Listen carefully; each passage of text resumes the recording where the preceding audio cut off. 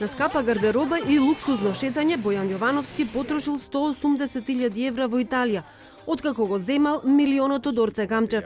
Извори од истрагата за телевизија 24 потврдуваат дека луксизирањето во странство се случило само 2-3 дена откако Јовановски заминал со чантата Луи Витон од домот на бизнисменот. Според датумот на снимките што ги објави италијанскиот весник, Бојан Јовановски и Зоран Милевски ги земале парите од Камчев на 20 февруари годинава, што значи дека при крајот на тој месец тој отпатувал во Италија.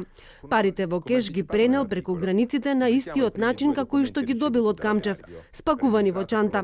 За другите пари од милионскиот рекет, јавното обвинителство се уште трага. Извори од финансиското разузнавање велат дека парите не се ставени во банка на нечија сметка и во таква ситуација тие немаат можност да го следат нивниот тек. Од страна на обвинителството проверени се банкарските сметки на сите можни инволвирани, но досега не се најдени. Сега парите се барат во банкарски сефови и на други места каде може да се чуваат во кеш. Председателот на Републиката Стево Пендаровски, кој пред 2 недели на пресконференција кажа дека како човек е незадоволен од темпото на истрагата за рекет, сега вели дека има напредок. Моја работа како председател и како политичар не е понатаму секоја следна фаза да ја коментирам, од кога сето тоа влезе сега во процедурален колосек.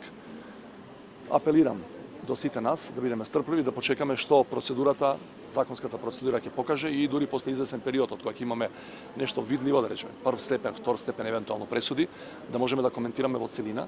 Сега во овој момент не е соодветно, не е добро, граѓаните можат, меѓутоа јас не би сакал да коментирам како одат до сега работите. Битно беше дека тргна, битно е дека видовме неколку битни активности во таа процесна смисла и сега останува само да продолжат понатаму надлежните органи.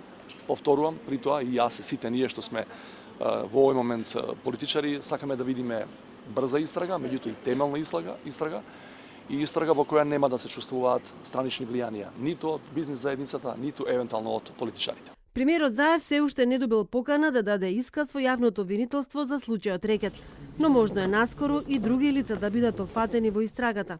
Наводно станува збор за соработници на еден од осомничените, а чии имиња биле посочени во некои од досегашните сведочења за случајот.